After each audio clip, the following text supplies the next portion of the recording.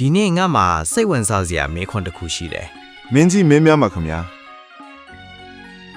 ကဘာကြီးရဲ့ဗဟိုချက်ဘယ်မှာရှိတယ်လဲသိကြလား မသိပါဘူးမင်းကြီး မင်းသိလား မသိဘူးမေးခွန်းကခက်လွန်းတယ်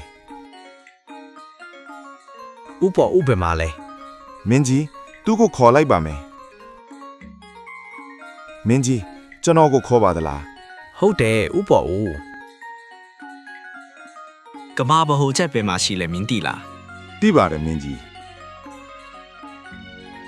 သူတီးတယ်လို့ပြောတယ် ခဏလေးစဉ်းစားပါရစေကဘာဘဟိုချက်က ဘယ်မှာလဲ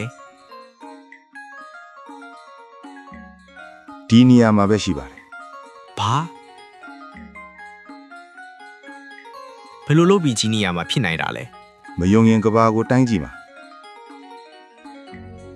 တိုင်းပြီးရင်ဒီနေရာကမတိမ့်ဘူးဆိုတာသိရပါလိမ့်မယ် ဟာဟာဟာညံကောင်းလိုက်တာဥပေါ်ဦးမင်းကတော့အမြဲညံကောင်းတယ် ကျေးဇူးပါမင်းကြီး